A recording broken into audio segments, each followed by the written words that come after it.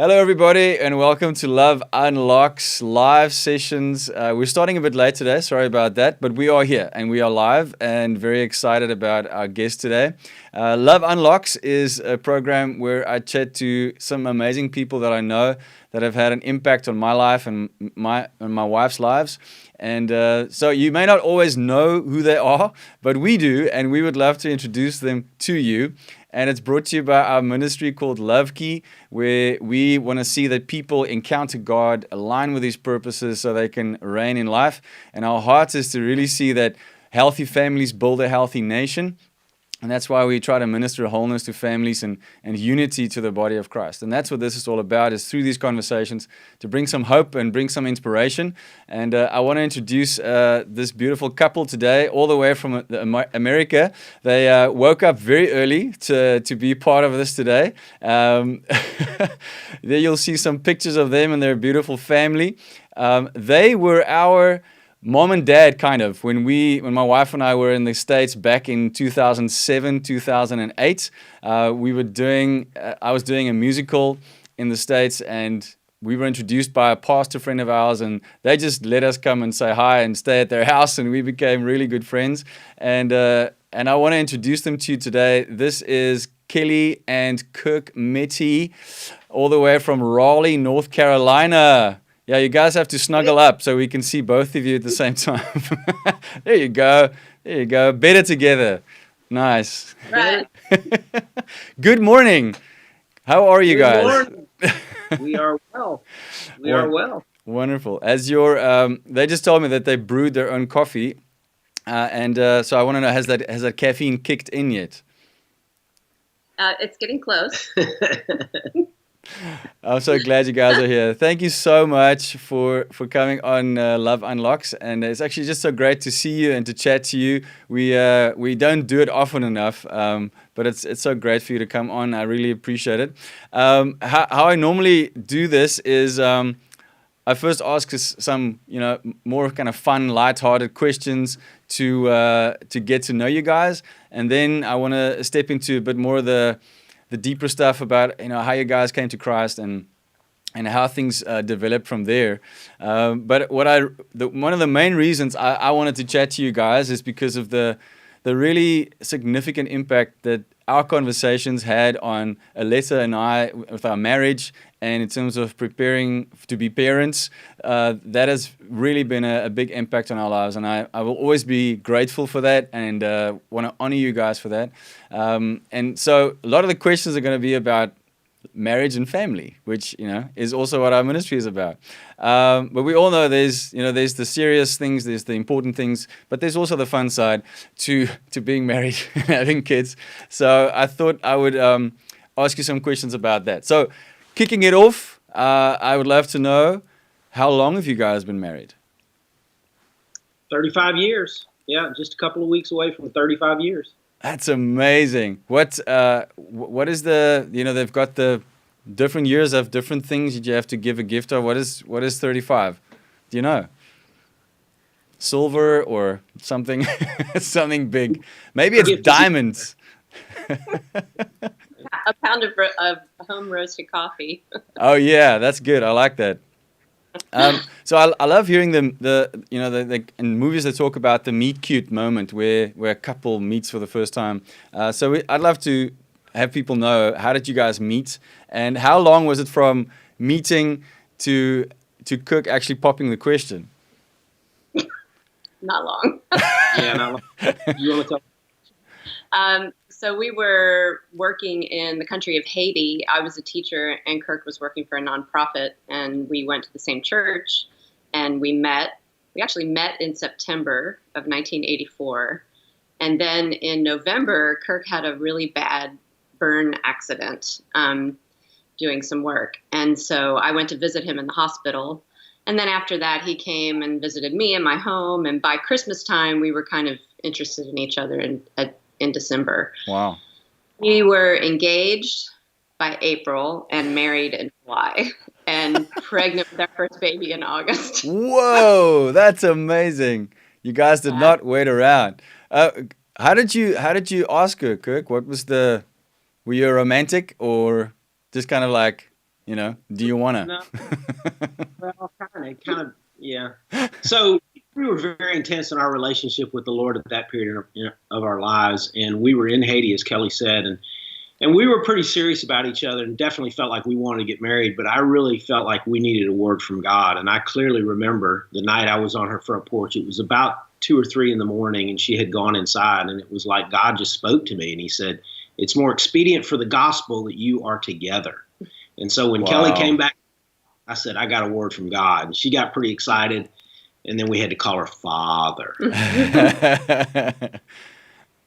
So that's how it happened. So I wouldn't say it was surrounded by romance. In fact, romance was not a major part of our relationship up to then, because we had both struggled with some things before we got saved, on the sexual side, and it was just not good. So we were both pretty committed to not even touching. In fact, I never kissed Kellee until we'd been engaged, maybe a month.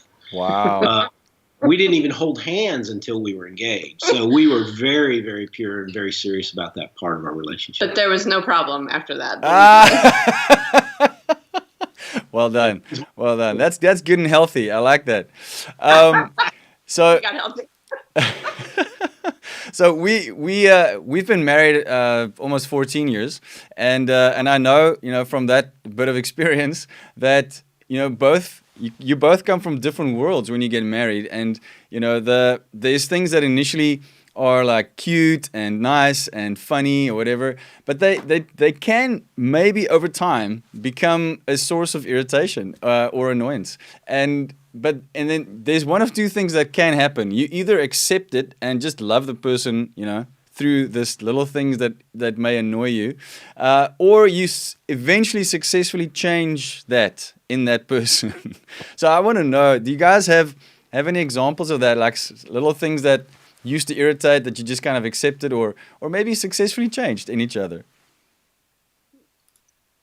I would say that we were both, like Kirk mentioned, we were extremely passionate and zealous as 23, 24-year-olds about our faith and walking with the Lord. And we still feel very passionate about that. But I think in our youth, we were probably offensively zealous, is a great way to put it. And I think that we really helped each other soften in those areas. And what's been really interesting is watching our children grow into that and go through that season themselves and not be annoyed with them. And we frequently look at them and when they were younger and say, wow, we were way worse than that when we were 22 or 23. They're all now in their 30s or close to 30 and they've all matured and softened. So it's kind of easy to talk about it now. But, 5-10 years ago, it wasn't like that. And we were annoyed with them, about the things they were zealous about. But we were the same way. And I think we both really had a lot of arrogance about things. And the Lord just began to broaden our world and show us that one thing that we say all the time that someone taught us early on was being right is not a fruit of the Spirit. And that's good. We really felt like that was probably a pretty big thing for us to learn. But in terms of like with each other, all the little stuff, being dirty, being messy versus being particular and things like that. Yeah, as Kellee said, we were quite zealous when we were young. And I think the 58-year-old version of myself is pretty sure that I would not like the 21-year-old version of myself at all. So, the other thing that's kind of related to that, Heinz, is that as we grow older, the thing that we see through a lot of people that are our age and older is cynicism.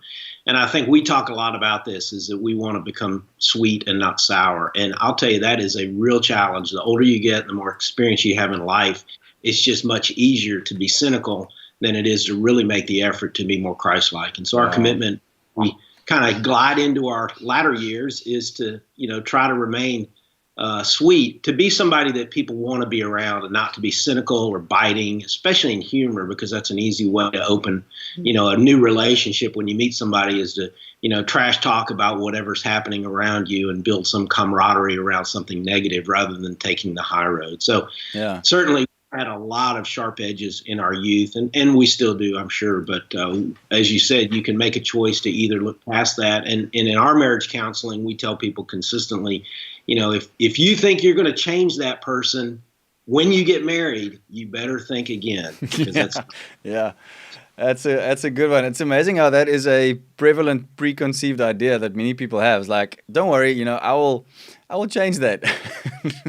And yeah. it becomes, sometimes that becomes a major issue down the line if things don't turn out the way that you thought it might. Sure.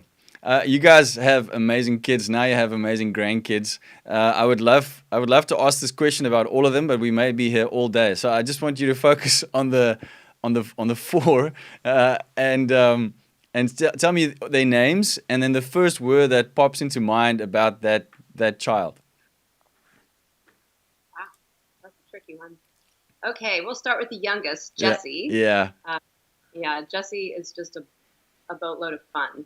She's always been the fun kid in our family. absolutely. Nate.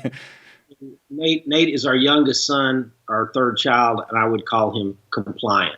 Compliant. Okay, He cool. goes along, get along, very intelligent. He's got a very strong stubborn streak, but generally he's pretty compliant, I think. Okay, okay. That's Okay, awesome. John.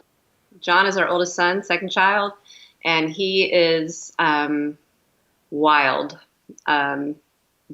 He's had a wild life. And Rascal. rascal. Rascal. That's cute. Okay. Yeah. And then Abby, I think I would say she was compliant as well. She was like the best firstborn you could ever have. And you thought, boy, I know all about parenting now based on how Abby's turning out. Yeah. When we had John, we realized we really didn't know anything about parenting at all. The textbook child versus the not so textbook child. Oh man, that's amazing. They are awesome kids, and it was amazing. Now I can't even call them kids anymore. They're adults. They've got kids of their own. It's amazing. I was wondering about you guys and your marriage over time, and I'm just basing this on what I've experienced as well. Is that each one, there's like this thing in a marriage where sometimes you dovetail. Like, someone is having maybe an off day or a down moment, and the other one's strength can cover that one in that moment. But we also typically have strengths and weaknesses. And I was just wondering what is your strengths that would typically help carry each other through challenging times, or because I know you guys have had some ups and downs in your business lives and in many other things that you've gone through. How do you shine in those moments and help each other through those moments? It's a great question. Kirk often calls me the relationship expert in our relationship, that I'm the one who's sort of got my ear to the ground about what's going on with the kids or the grandkids or other relatives or Okay. close friends. And I can pick up on signals about how someone is feeling, or remind him about, and he depends on me for this, hey, you should probably, give Nate a call and just talk on a relational level, not just talk about a project. Because Kirk is highly productive and highly steady and reliable and dependable. So I would say that's probably my strength in our relationship. And has, and even in terms of the hard things that we went through in our business, I'm also very adventurous myself, and somewhat of I'm comfortable with risk. I won't say I'm comfortable with risk. So those two things combined really helped us get through some super tough times with our kids and with our business. Kirk, on the other hand, is very, like I said, extremely productive, extremely steady, extremely dependable. He's a general contractor, excellent general contractor, has a fabulous reputation in the community for that. And everyone trusts him and comes to him for questions about things. And so we build people's homes, and that's a pretty long process, and that requires a huge amount of trust Yeah. Sure. on the part of the client, as you may know. Yeah. And so I think we're a really great team. And that was something that we said to each other when we were dating, that we would make a good team. So in the areas where he's weak, I can pick up the slack. And I recognize that about him. And he recognizes in me that I need that steady hand. frequently he can just say to me, it's going to be okay. Doesn't really have a strong reason why I can say it's going to be okay. It's a huge comfort and really helps us get through whatever we're going through. So good. We had a ton of challenges with one of our children, and he was just a very steady force through that, while I was a basket case of tears and, but yeah, that's how we work really well together, I think, as a team. Yeah, I think for me, as Kellee said, on the emotional scale or the relational scale, I'm probably more on one end than the other. And so I think in our relationship, it has taken me quite a long time to be more perceptive about her specifically. But, I can sense now when things are not quite right or when she's a little bit despondent. I mean, typically, in the winter when the days get short here and it might be cold, I can tell, she's having a down day. And so I need to kind of adjust to help get her through that, either, with some conversation or trying to do something or spending a little bit more time with her. But that was definitely a learned skill for me. That was not something that I brought into the marriage. And certainly it was not something that's a natural part of me. And I think, to your point, that the dovetailing is what's key in this relationship. All the relationships that we have in life, at some point, when you go through college, for example, you make decisions about how deep you're really willing to go with some person. And almost all relationships will end, other than the marriage one, because you come to a point where you say, it's just not worth risking the vulnerability or risking bringing this up as an issue. And we've seen this repeated time and time again. But in the marriage relationship, you have to keep going. There's no choice in that. We've always said that in our relationship, divorce is not an option.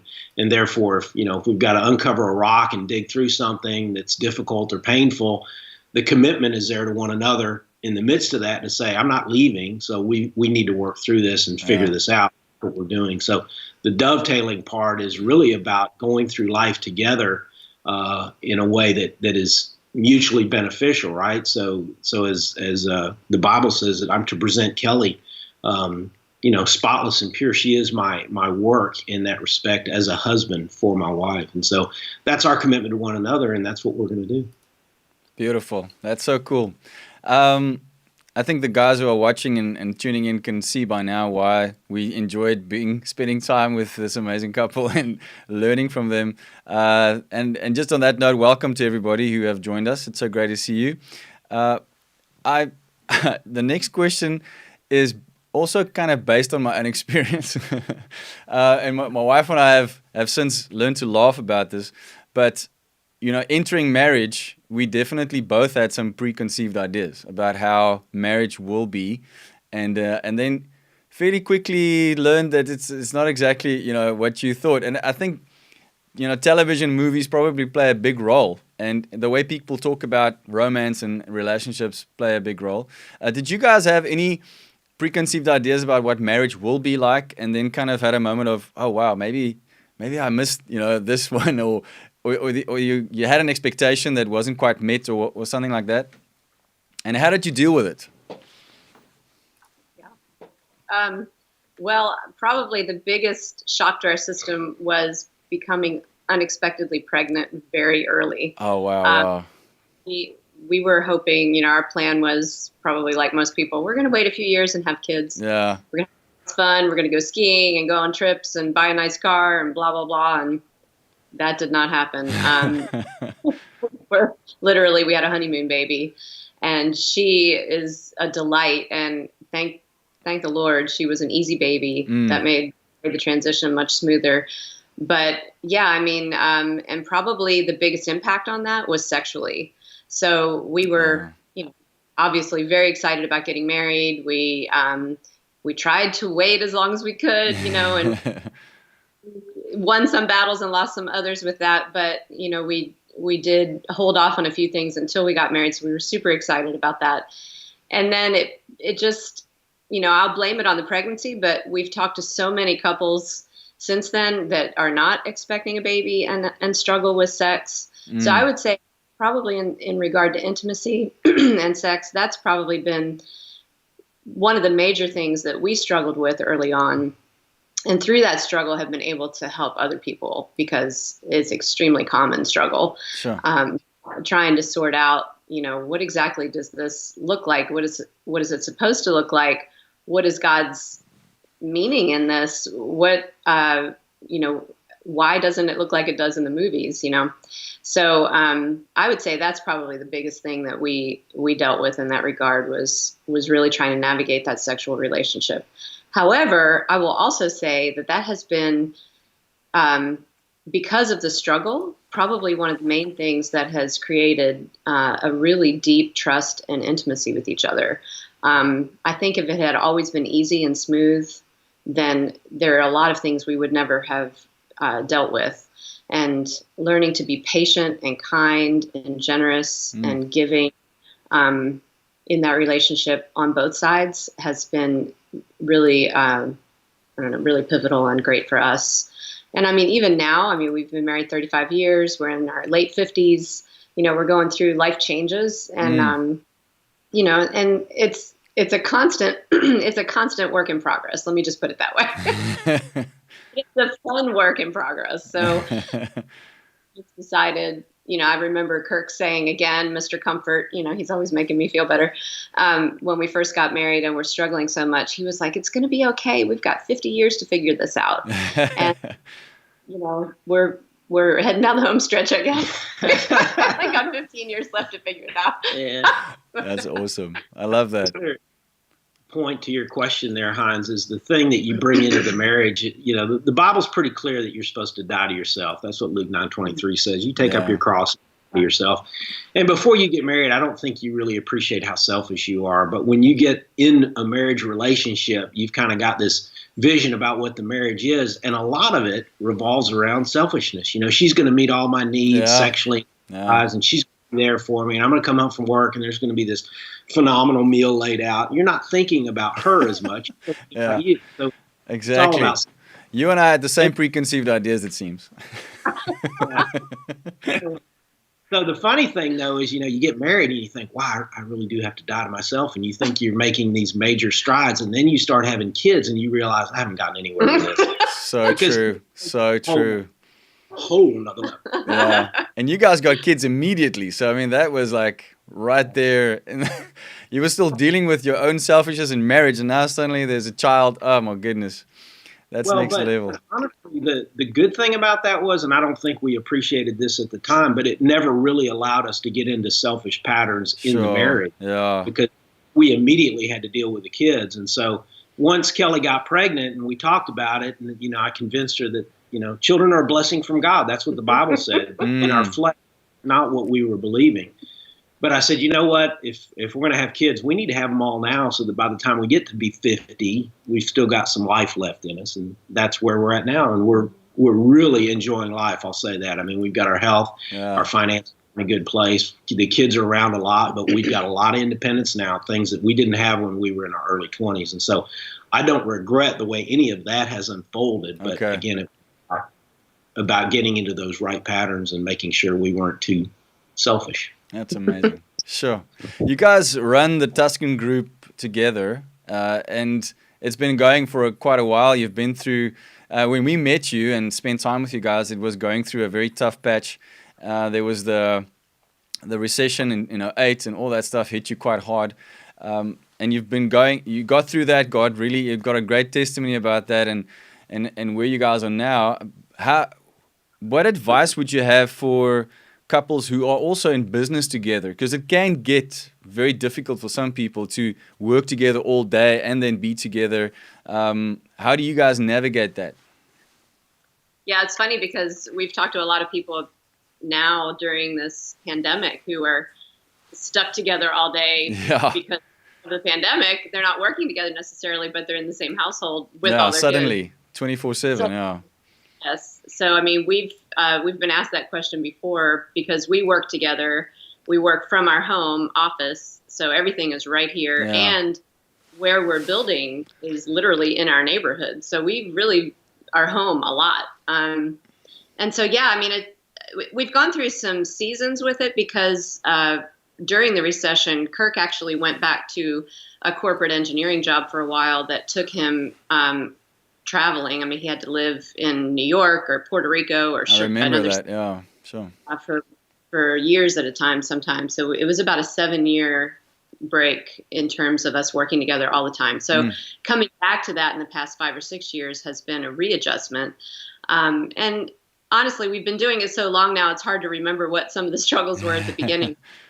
But I know even now, I think it's healthy for us to just take big breaks from each other. So if Kirk is running errands and, meeting with clients and checking on the plumber and all that kind of stuff, we're not checking in with each other every 5 minutes. We're keeping some distance, keeping some time away, kind of making some work-free times and zones. Like I can remember sitting on the porch swing one time with our coffee in the morning, and Kirk started talking about our finances, and I was like, nope, this is a finances free zone. We are not. Yeah. And definitely the bedroom. We really try to keep a lid on. Shop we don't talk. we don't talk shop, and we don't keep our phones going for work in there and that kind of stuff. So, I think we're pretty good about the boundaries. We could do better, for sure, but I think just taking a break and not constantly being in communication has been healthy for us.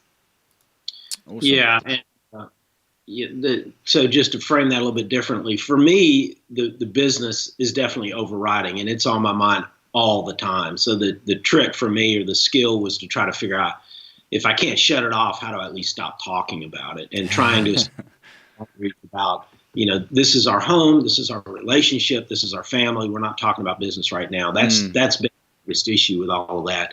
When it comes to actually working together, I think the one big issue there is trying to understand each other, getting back to like personality types. What is it that energizes you? Is around people energizing, or is it draining? Because for me, a lot of times being around people is draining. I'd rather be alone most of the time. So trying to appreciate how Kellee and I are different, as she said, giving space to each other. So even though we're living in the same house and working together out of our house, there's still times when we have to be separate. And it's kind of like you said, Heinz, what idea do you bring into the marriage? Oh, we're going to love each other 24/7 and we need to be together all the time. Well, that's not really the way it is. Yeah.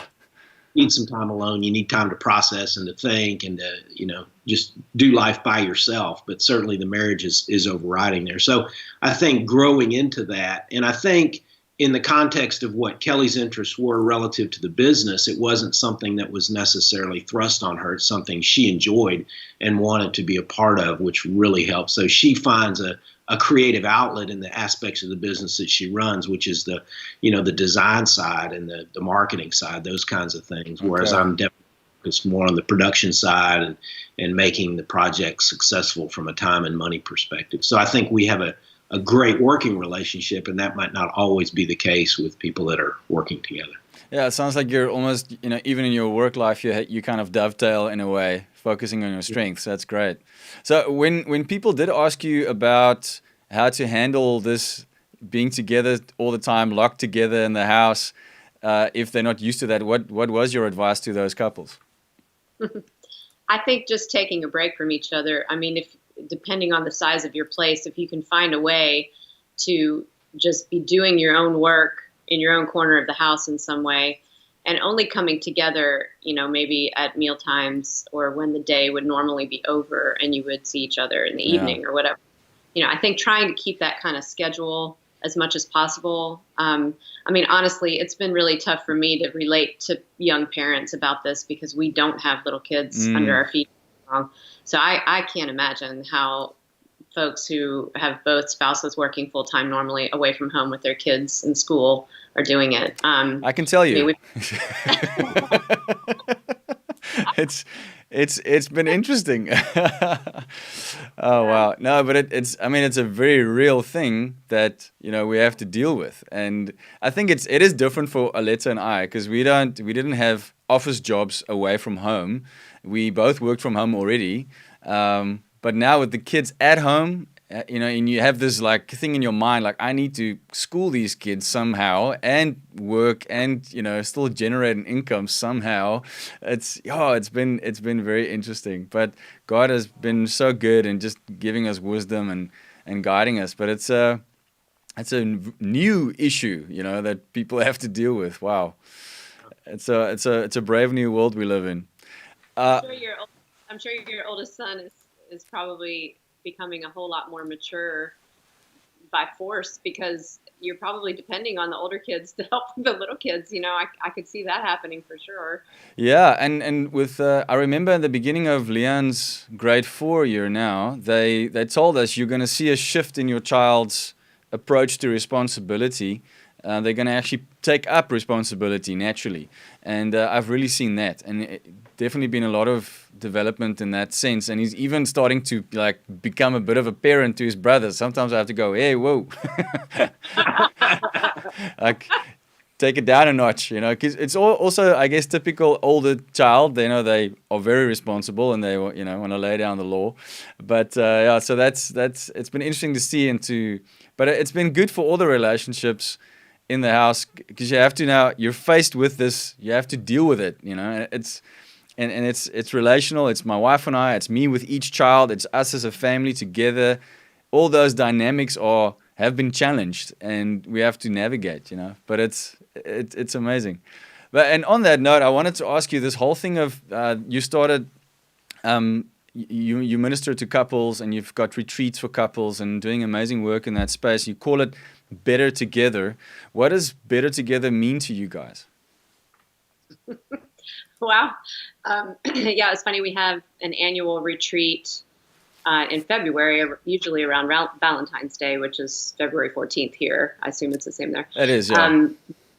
Yeah, and so this past year we went to a golf resort with about 50 couples and spent 2 nights there, and had we really just used couples from our church community to be the speakers, but we were very intentional about finding diverse couples in terms of ethnicity as well as life experience. So we had couples married anywhere from maybe 7 or 8 years up to 35 or 40 years. And we talked this year, our theme was unity and vision, which we had no idea what was coming for 2020. And because it was 2020, we talk about 2020 vision. Vision. So we spent, Kirk and I spent quite a bit of time in the first session discussing as a speaker your unity in your relationship, because really without unity you can't really have a vision for your future. So that's sort of been the pulse of what we've been talking about, and we really didn't have any idea how unity would be so tested this year, because people are being thrust together. And the prediction, that we've seen is either couples are going to really do great and thrive and be closer than ever, or all of the cracks in the relationship are going to tear them apart. And there's going to be a high rate of divorce. So we're still the jury's still out, we don't know what's going to happen quite yet. Also have heard from some social workers that the foster care system is expecting a big influx of children whose parents, because they're home all day, they're in at-risk situations. Wow. So there's going to be some very interesting outcomes, sad outcomes, as well as potentially really great outcomes. Yeah. In terms of our work with marriage, with married couples, we work with engaged couples, just laying out the framework and everything for a great relationship. We're going to be hosting a wedding here at our house again at the end of the month. Oh, cool. For a couple that we've been counseling as they've been engaged. And we really just talk about that God's plan, like Kirk said earlier, God's plan is for us to push each other toward the image of Christ that Jesus has in mind for us. And that as a spouse, that's our number one job, is to help our spouse become that person in a Christian marriage. So that's really what we keep at the core, is that we're better together. We're better as a team than we would be apart. If God has called you to be married, then you're always going to be better as a married couple and better together. So true. That's great. Yeah, and another, I want to tie back into the relational thing I said earlier, because I think, when I got saved in college, I had a group of guys that I was walking with that they didn't have any qualms about calling me out on things, pointing up issues in my life. But when you get married and those relationships kind of fall away, and the older you get, there's less and less people in your life who will really step up to call you out on something. But that's what the marriage is about. I mean, Kellee will call me out. She'll point out things that are not quite right, and I point out things that are not quite right. And we have to be willing to say, this is not God's best for us. This is not God's best for me as an individual. This needs to change. And so, making that a matter of prayer and concerted effort to try to change is important. But the older you get, the less relationships you have around you where that is actually happening. That is a major part of growth. And so if you walk through life as a single, and you don't have somebody calling you out and you're just obnoxious, and you don't even know it, what good is that, right? So marriage soften those sharp edges and create, as Kellee said, better together. That actually is the point for us, is that are we more Christ-like as married people than we would have been separately? And I think the answer is overwhelmingly yes for us. And that's what I'm excited about. Yeah. It sounds like the key to have that happen is a whole lot of humility.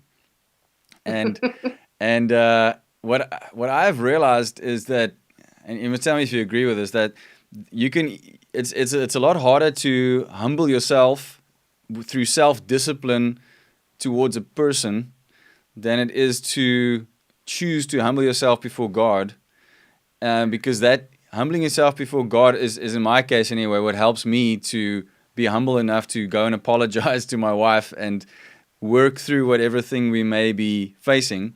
Because in myself, there's a lot of pride, there's a lot of, well, I was right, and you want to stand your ground. And I have no problem defending what I said or did.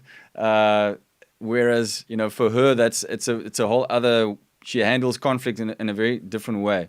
How do you, let me ask you this way, how do you stay humble in your relationship enough to say, to receive that kind of feedback from your spouse and not let it make things bitter or, tense in the house?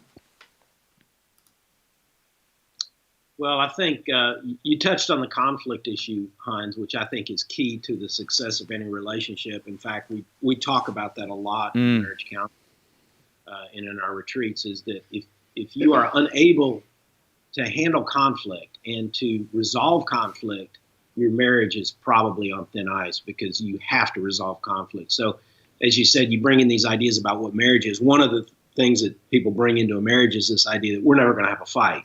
And that's just not right. So conflict is a natural part of any relationship, and understanding how to resolve that is a skill. And so for us coming into the relationship, that was a very difficult skill to master. And it took us years. I would say it took us 10 or 15 years to get to the point where we could successfully get through a conflict and come to some type of a resolution. But some of our conflicts early on would last 3 or 4 hours, because my reaction to a conflict is to shut down. So I wouldn't say anything, because I didn't want to say something that was offensive or something that might hurt Kellee. So it might go on. There might be periods of silence that could last 10 or 15 minutes or 30 minutes. And Kellee, she comes from a different school. She's going to let it, we're going to throw down right now and take care of it. Yeah. So, but the part about being humble is, again, trying to reflect on, again, being right is not a fruit of the Spirit. It's not about whether I was right or wrong. It's about, do I value this relationship more than I value right, whether the perspective is not necessarily correct. Yeah. So I think that's good. Being humble there is to say, yes, I value this relationship and this wife. This is my wife, and so we're gonna get through this. And humility is the key to that. But sometimes it's difficult to get there. Yeah. Yeah. I think knowing and recognizing that the relationship is a higher value than our own individual pursuits or desires. That when you get married in the Christian, in the biblical way that God has in mind for a marriage, you're not two separate people anymore. You're one person, and the team is the higher goal than the individual at that point. And not that you become so combined that you lose your own identity, but you're expressing your own identity through the teamwork. And I think just remembering that, we are individually so far from who Jesus was, who Jesus is, and that's what we're trying to get to. That it's easy to become humble when you look at Jesus, because you think, wow, I have a long way to go here. and so I think the creating a culture where you feel safe, and working on making your spouse feel safe in a conflict, or really at any point. Even that was probably one of the key things about our sexual struggles at the beginning, was feeling like we were safe with each other. Like, I can trust this person to take care of me. We're in this for the long haul. And anything that has to change, when there's a confrontation about, something comes up that's not right in our relationship and something we have to work on, I know he loves me and he's not going to leave me. He's not going to reject me for this flaw. Something came up recently that was extremely humbling. As we're going here in the States, we're going through this incredible conversation about racial inequality and injustice in the U.S.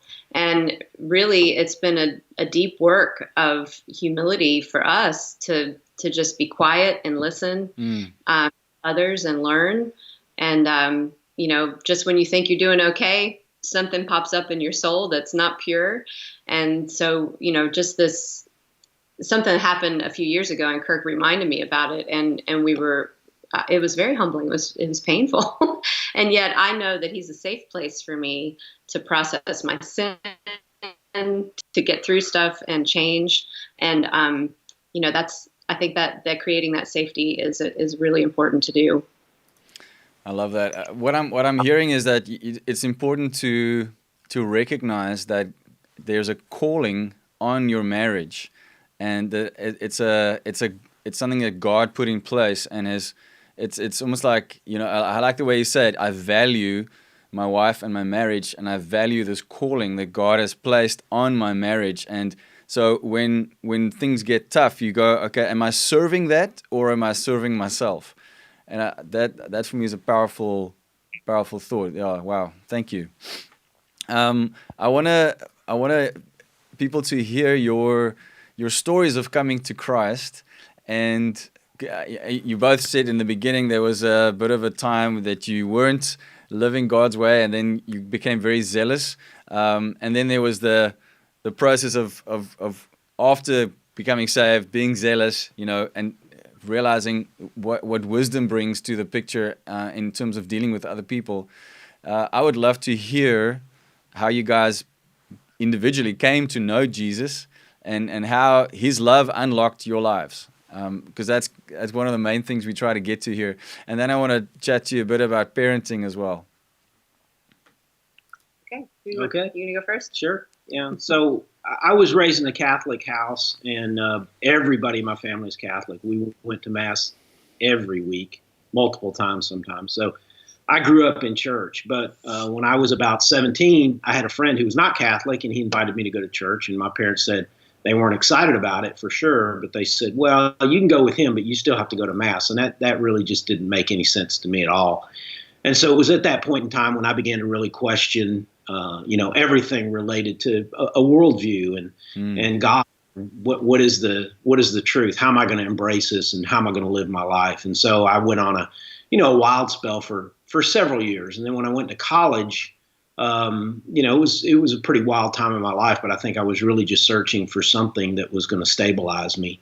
And as I was going through these periods of discovery, I had several people in my life who were really speaking the truth into me concerning the Bible and what it said. And as a Catholic, I had never read the Bible. I had no idea what it said. And in fact, on one of my birthdays, I think when I turned 19, one of my roommates, who was a very strong Christian at the time, he gave me a Bible for my birthday.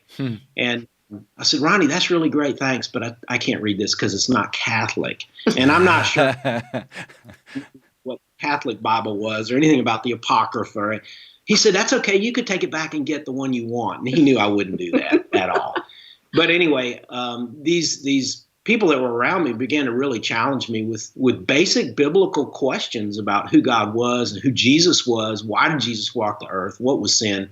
And why did Jesus die on the cross? And so these things began to really haunt me. And I was living in a pretty bad way at the time, but it was a real conflict within my soul. And so I remember being in my room one night, and I was all by myself, and I had started to read that Bible, and it was the Holy Spirit was just bringing it alive in an amazing way, amazing.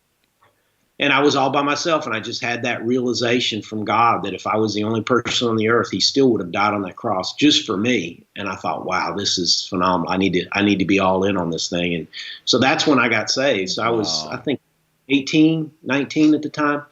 And my life radically changed from that point on. I mean, radically. There were multiple relationships that ended rather quickly that were not healthy at all, but really started to see what God wanted to do and got around people that were willing to, encourage me in that, got in some small groups and some Bible studies and started to really begin to plow into who Jesus was and what this was all about. So it absolutely changed my life. It's what got me to Haiti and ultimately what got me in this marriage.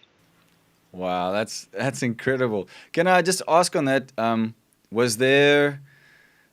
what was the fallout in terms of family, you being raised Catholic, but then making this decision? Was it a difficult adjustment that the family accepted, or was there a hard road there? Very, very hard road. So when I left home, when I started college at age 17, the relationship with my parents, specifically with my father, was very bad. I mean, we weren't talking a whole lot at all. And when I left, I was ready to go. I was ready to be out from under them. As I said, I wasn't, there were a lot of rough edges on me when I left at age 17. I'll just say that.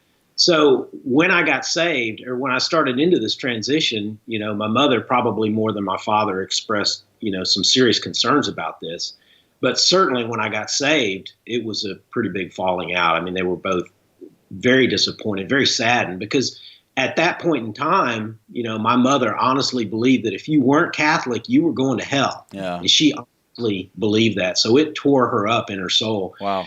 So I would go home, as I started to read the Bible and got just a little bit of biblical understanding, I'd go home and we'd get into some discussions. And of course, they had never read the Bible. They had no idea what it said. Wow. And I just ripped my mom apart, which was just, all zealous, no love. And it was bad on my part.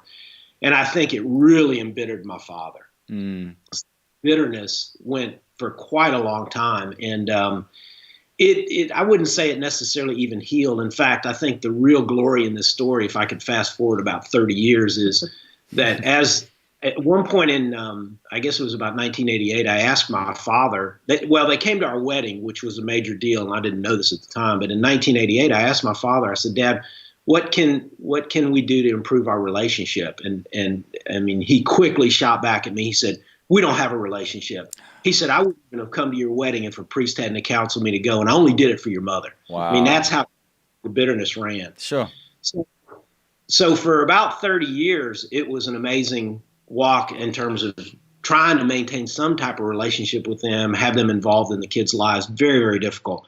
But about 6 years ago, when our business, Heinz, you alluded to our business, we were going through the recession and it was pretty bad. And for a period of about 2 or 3 years, every day I got up thinking, I'm not going to go bankrupt today. I might go bankrupt tomorrow, but I'm not going to give in today. Good. And it was very, very difficult road. Sure. About 6 years into it, it was getting pretty close to a tipping point, and my partner I thought was going to go bankrupt. And had he gone bankrupt, there's a good chance we would have lost everything. And so I was under a lot of stress at the time. I was working a project away from home, and we were behind schedule. We were over budget, about $15 million. The client was not happy at all. So, a lot of stress during the week. And when I would come home, we had a particularly difficult client here that Kellee couldn't control, and we were under a lot of stress here trying to get a house built. So I was majorly stressed out and probably on the verge of a nervous breakdown. And so anyway, I was praying about this one night, and I felt like God said, you have never asked your father to help you in this. And it was such an odd thought because he knew what we were going through and had never volunteered to step in. And so I wrote my dad a letter and basically just laid it out for him and said, here's the situation and this is where we're at. And, would you be willing to help? And he did. And in the midst of that help, the relationship was actually reconciled. Wow. Which amazing thing. Amazing. And so for the last years, I would say our relationship with my parents has been pretty good. Really good. Really good. really good. Mm-hmm. That's So amazing. God is in the business for sure. Yeah. And Kellee, your story? Yeah. This is So so I good. grew up, my parents, and took all of us to a church when I was about 10 years old. And they were going through a spiritual transformation, and I sort of got swept up in the current of what was happening with them. And for me, it stuck.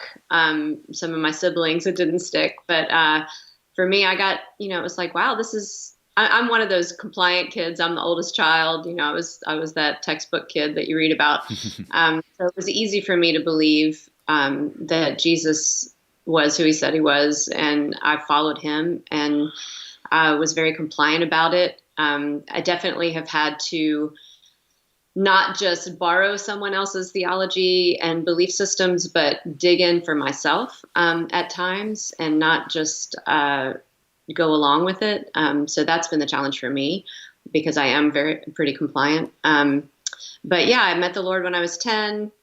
I had a very childlike relationship with the Lord until I was probably about 22. Definitely wasn't perfect. Went through some sin that I had to deal with, and got pretty serious about my relationship with the Lord. And I really invited the Holy Spirit into my life to completely take it over around the age of 23. And it was soon after that I went to Haiti and met Kirk, and we got married. So I think we've been growing together through that, ever since, and maturing along the way. So I have a pretty vanilla story of meeting the Lord, but not any less miraculous, because I know that he set things up for me to meet him in that way, and has continued to offer me challenges to grow and trust him. And we frequently talk about owning a business being like being a farmer, like completely having to trust God for rain and sunshine and nutrients, because we don't know what's going to happen, and we've seen it prosper and we've seen it fail. So we are fully dependent on the Lord. And I think that's probably been the pivotal thing in my life is learning to trust God for everything, and seeing that it doesn't come from my own strength. Yeah. Sure, because it's a daily choice, right? To follow him. There's the big moment of choosing to follow him, but then there's the multiple choices after that. In each situation, in each day, in each relationship, to say, okay, not my will be done, but your will be done, and I surrender, and that's difficult. And we sometimes do what Paul warns against, where he says, why do you try to finish in the flesh what started in the spirit? Because sometimes we go, hey, I got this, and you kind of want to do your own thing, and then you hit a wall. You're like, why did I hit a wall? It's like, oh, I never consulted God on this one. Oh, okay. And it's that's what I found is so important, is to actually align with him daily, and to choose to do that daily. It's that's where a lot of the strength lies. Hey, Bill Bennett is watching. Hello, Bill. Bill Bennett. Bill says hi. So cool. Well, I don't ever met, but we have mutual friends. Yeah, I'm sure. Yeah, we all do in some way. There's this connection. It's amazing. One of the things that Aletta and I found so valuable in spending time with you guys, we were young, just married just over a year when we met you. And when we saw you with your kids, and I mean, obviously there's nothing that's perfect, and you guys know of the stuff that you were struggling with in terms of parenting, marriage, business, whatever. But from our perspective, looking at the way that your relationship was with your kids, and the kind of character that they all had, we were like, whoa, what did you do? Because we want to raise kids that are like that, and it was just so amazing to sit at your feet and to listen, and to get those golden nuggets that we try our best to apply from the beginning. You still make those first parent mistakes, obviously, but it really just helped us so much in when we started, and then we had our kids, and we still communicated with you, and we just had the Facebook memory come up of when we were there in 2014. When Leon and Simeon was there, Aletta was pregnant with Ruben, and they were making pasta in your house, and I mean, it's just, that was incredible for us. And so I would just love to, I know this is like, this question is actually answered in a book or a seminar, but But for those listening that are parents that may be facing some challenges, whatever, what are some of the biggest truths that you can relate to us in this conversation about that you have found? Listen, if you guys have these things in place, these foundations in terms of parenting, it's going to go a long way in resolving the challenges you may have. Whew, that is a big question. I know.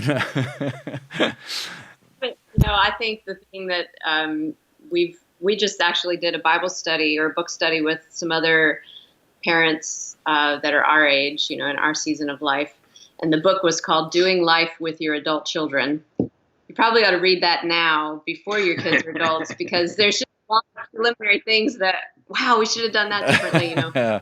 But really, I think keeping the end goal in mind, that what you're trying to do in parenting is you're trying to raise children to become responsible, God-fearing adults with their own value system of loving and serving God and being a fine, upstanding, contributing member of society. Yeah. I mean, that's the end goal.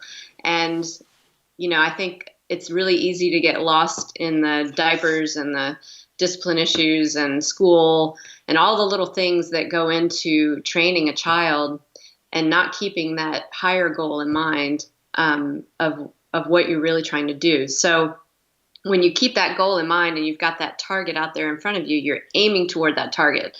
And we say, it's better if you're aiming toward the target, you may not hit the bullseye, but you're going to come close to the target. Yeah, if you don't have a target, that's good. You're going to be potentially shooting anywhere. So, I think keeping Christ in the center of your family life, and that can take on so many different forms. But I mean, we did regular devotions with our children at nighttime before bed until they were probably preteens, really training them in how to read the Bible and have their own relationship with the Lord, that being a really high goal. Our prayer for our kids was always that they would know Christ and love him with all their heart, soul, mind, and strength, and love their neighbor as their self. That was kind of the core scripture that we prayed over them. And powerful.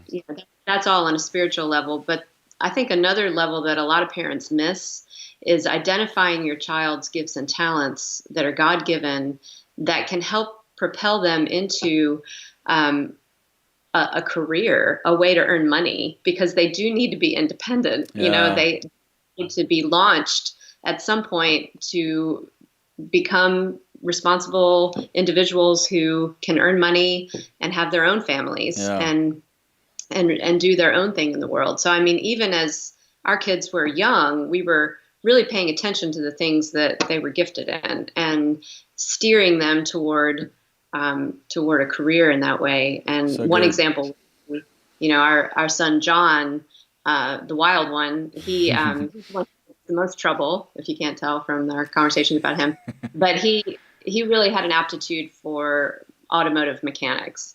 And so when he was about 15 or 16, we helped him find an internship with an auto mechanic, and that eventually turned into a mechanical engineering degree. And now he is a design engineer for Bosch Motorsports. Wow. And he lives in North Carolina and works with NASCAR drivers. Sure.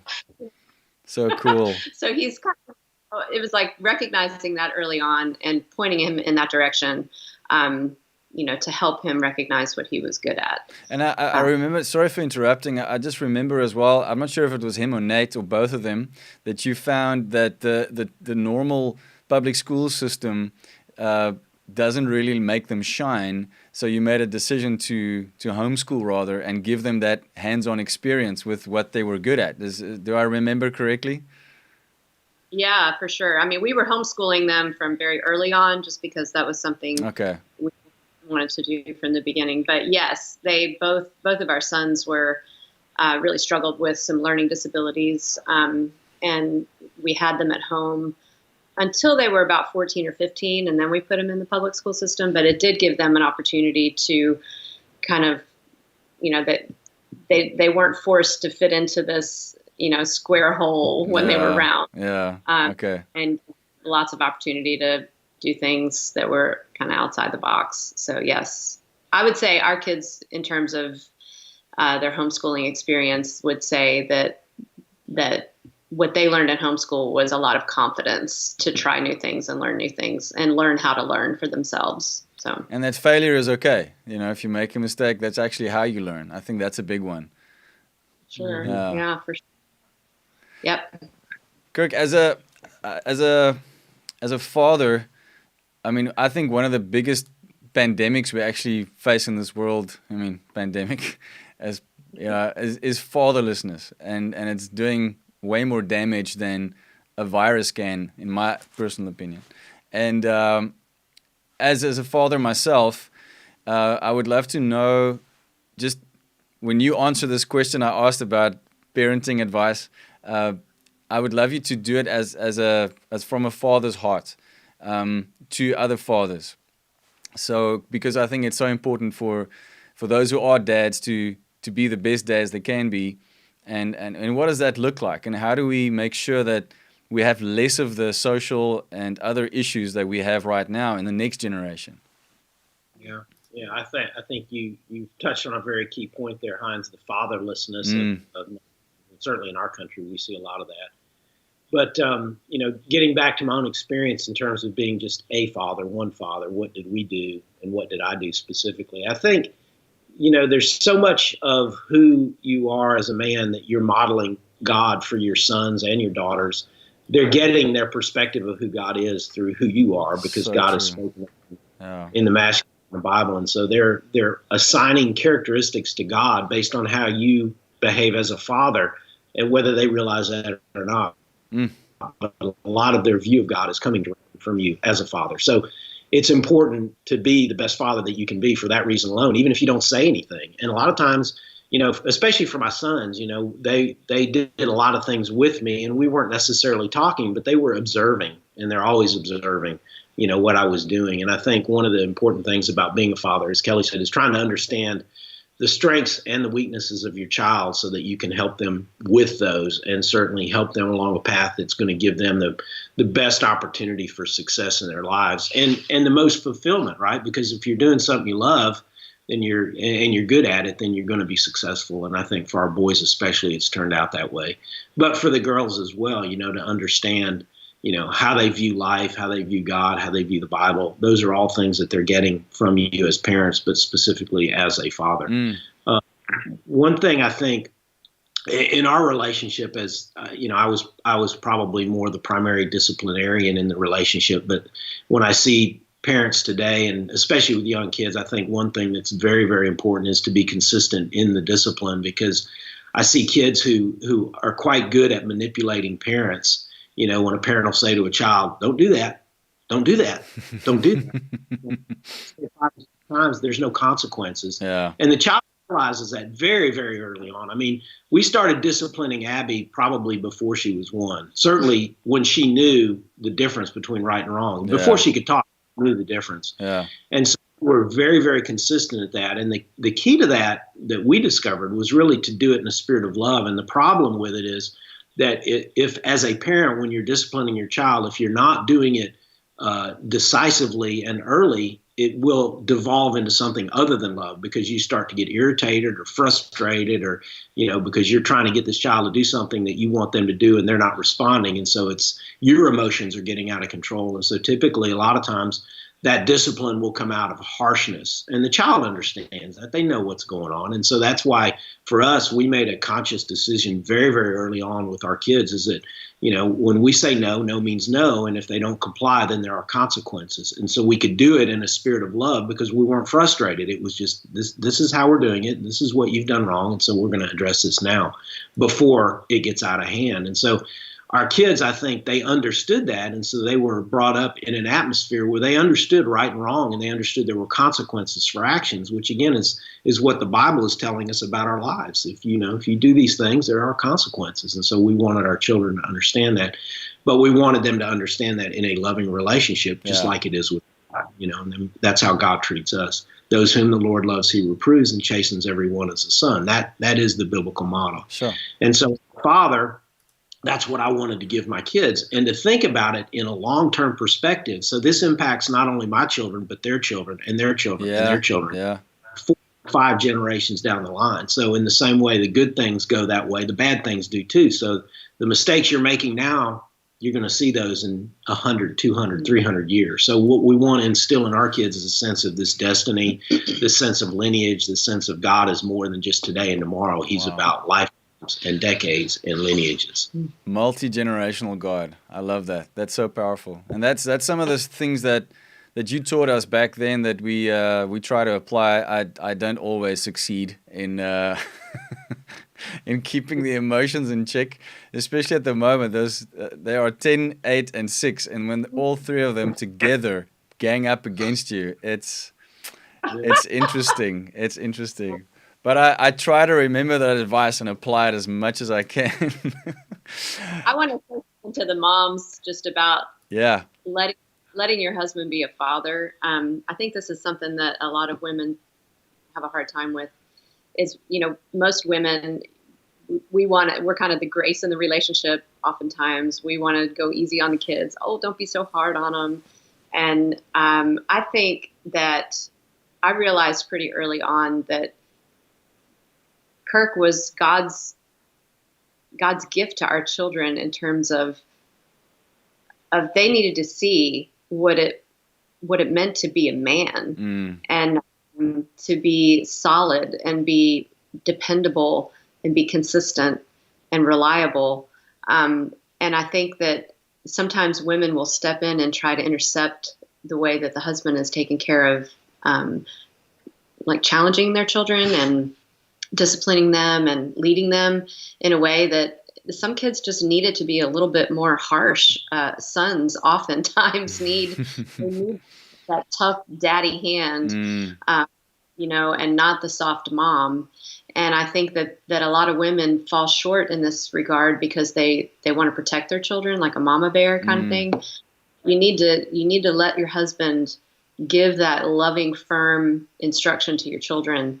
It's an extremely important part of them becoming the adults that they need to become. Not just the boys, but the girls as well need to see their dads living that way. I would just encourage the women to let your husbands be a man with your kids, So good.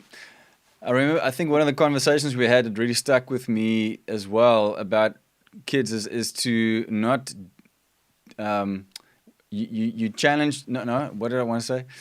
That to focus on telling the kid who he is, establishing their identity, calling out the gold, and separating that from behavior. Because we can so easily tell the kid, you're naughty, you're this, you're that. But making that distinguish between that and their behavior, saying, you're my son, Jesus loves you, you've got a calling on your life, but this behavior that you just had is not acceptable in this house. And making that, because I remember feeling like what I did was who I am as a child when the way it was communicated. And that's something I remember from our talks as well is lovingly reminding your child who he is and what's not acceptable and what is acceptable. And that's an amazing, that was for me a revelation anyway. So this is so good. I still have a lot of questions for you, but we're running over an hour, and I think I should just invite you back sometime if you're open to it.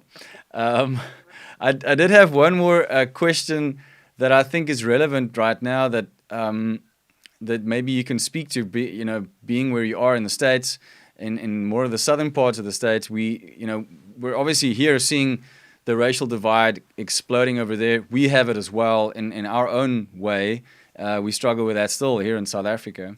I can't speak to people that aren't believers about this sensitive subject, but I do believe as people who say we are Christians, who have been born again, who are new creations in Christ, who has now a culture supposedly that's based in heaven, how are we a part of the solution for the racial divide, the class divide, all these things that are happening? And I guess the question is, how would you advise people to love their neighbor well, and what does that look like for each of us? Well, I think, we have talked about this ad nauseum over the last couple of weeks. I'm and sure. I think at Kings Park International Church, where we go, the founding pastor, Ron Lewis, was deliberate about creating a multicultural environment and some of the staff that he brought on. And I think today what's interesting is we have an African-American pastor who's married to a Nigerian woman, and our congregation is probably 60% African-American at this point, I would guess. Amazing. And the point for us on a very personal level is to be intentional about relationships within the African-American or Black community. And I think this gets back to even the 2020 Better Together session that we did earlier this year. We were intentional about bringing in speakers who had that perspective, because that's a majority of our church. And we wanted to value them and their perspective, even though it was quite different from our own. Because in life, it's just much easier to gravitate toward people that are just like you, how they think, how they vote, what they do. It's much more intentionality to invite somebody over who is not like you and be willing to invest your life in them and let them invest in you and ask difficult questions. And yet in your house, in a safe place, it's easier to have those types of discussions, because you're by virtue of the fact that you're inviting them over, you're saying, I value you. And so we, on a personal level, have been very intentional about integrating ourselves with the Black community at our church in order to say that we value you and we want relationship with you. And it just takes a lot more effort. But I think in the sphere of influence that we have, that's what we're doing. So good. Yeah, I mean, I think there's been a ton of suggestions about things to do. And I think I'm involved, and we're starting tomorrow night, in a Be the Bridge community. I don't know if you've heard about this book called Be the Bridge by Latasha Morrison. She's an African-American lady, just one of the recommended.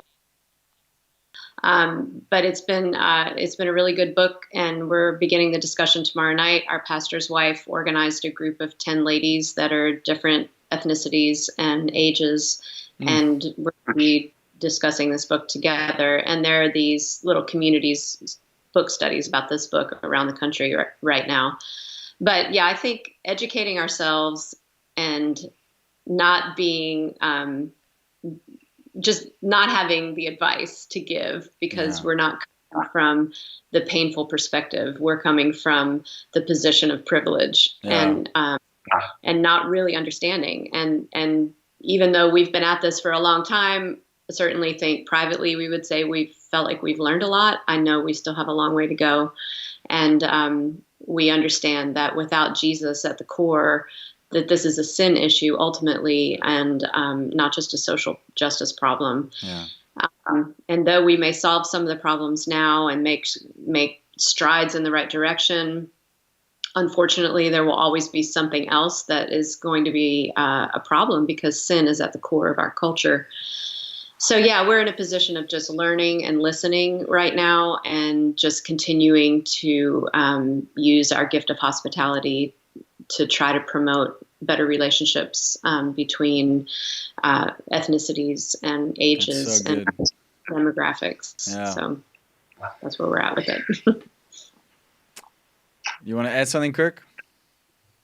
Thanks for having us, Hans. It's been awesome. Yeah, it's so good.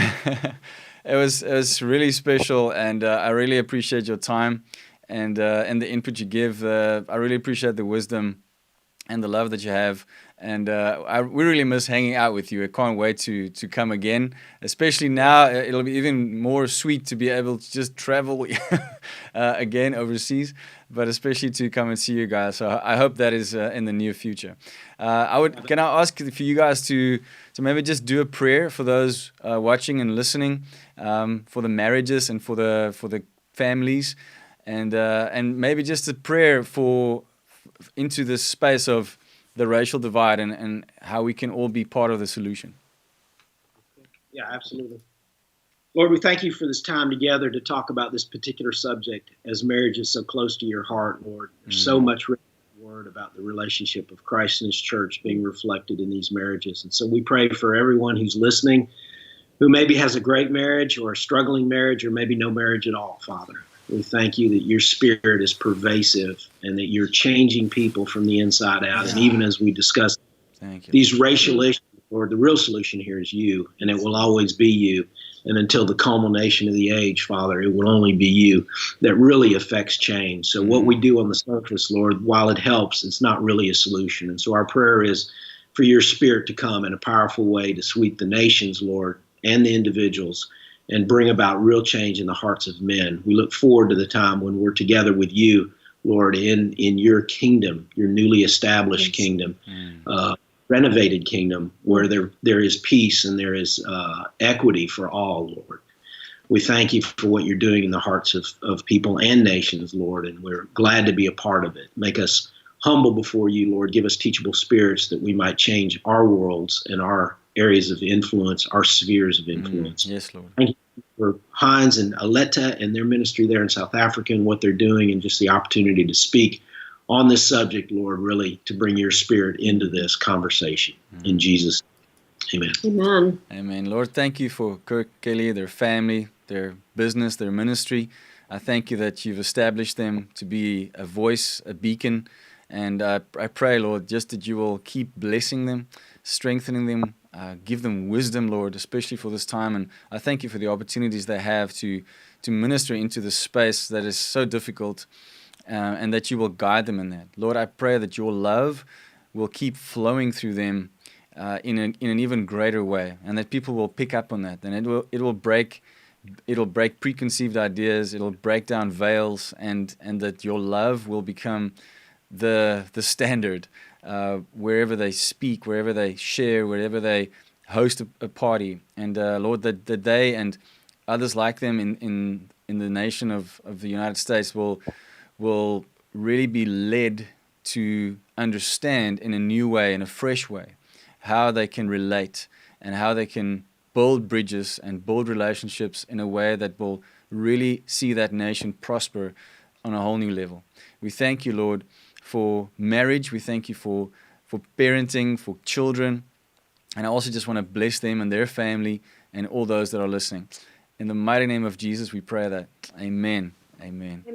Amen. Guys, I love you so much. I appreciate you so much. Thank you. Lots of love from Aletta as well. She's somewhere with the kids at the moment, but she sends her love, and we hope that we can chat to you sometime soon again. God bless you, and send our love to all your kids and all your grandkids. We love you guys. Love you too. Bye-bye. Bye-bye.